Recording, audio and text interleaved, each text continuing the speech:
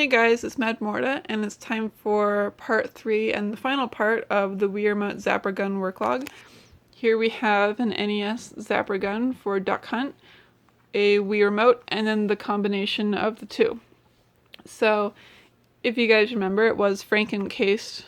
I did take little parts of this and put them into here, so the spacing is exactly the same. This is an actual Wii Remote A button, but it's custom. I put a metroid in it. Here's 1, 2, plus home minus A, B, and A and B can be switched back and forth with this switch here. If you flip it, then this becomes B and this becomes A. So whichever game you're playing, you can customize your button layout basically. And it's actually super useful because some games they have you point and push A, and some games have you point and push B, like a trigger. And this way you can do both comfortably. Here's the D-pad, the power button, the sync button, and this is a little charging indicator LED. It's yellow when charging, it blinks green when mostly charged, and then turns solid green when fully charged. Here is the charging port.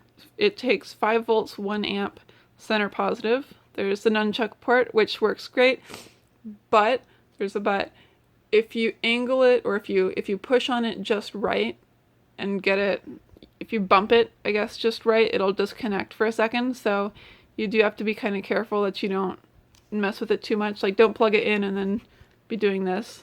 But it doesn't just disconnect when you're playing normally. Then here is the battery button, actually. That's what excuse me, that's what actually enables the Wii Remote to turn on. So you push the button and then you use the Wii Remote just like normal. And you only have to push that if it's been off for a while to enable the battery to look for the Wii Remote to send power to. So I guess the last thing is, here's the speaker. It is tested and working, and obviously it points at the screen. So that's pretty much the entire remote. It was basically as much work as a very simple portable. I had to do Franken casing, tons of relocations. I had to do a battery with a regulator and a little charging and protection circuit. It was a pain, and it took much more effort and time than I'd really been wanting to put into it. But I think now that it's done, I'm very happy with it. I think it's cool that this is still relevant and can be used on your TV. And the Wii is a very cool console, so I'm glad that they're coming together.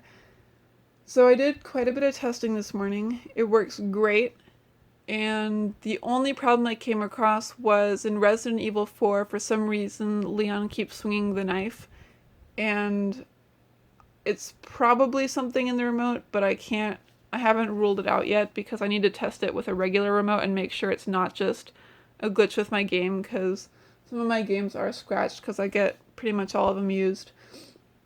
Speaking of, I tried it with Metroid Prime 3 Corruption, and it's perfect. It's intuitive, and it's comfortable, and it's cool because it's Metroid themed, but my copy of Metroid Prime 3 Corruption is scratched, and it turns off after maybe 10 minutes of gameplay and gets interrupted and says the disc cannot be read. So I'm not going to be demoing this with that. I'm going to be demoing it with Super Mario Galaxy 2, which isn't nearly as cool for this, but I will do a separate demo video when I get around to getting a new copy or resurfacing this copy of Corruption.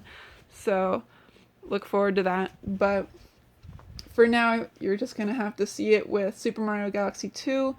And even for that game, there is a little bit of point and shoot with the stars, and it's very comfortable and intuitive, and I'm proud of it. So I guess here it is.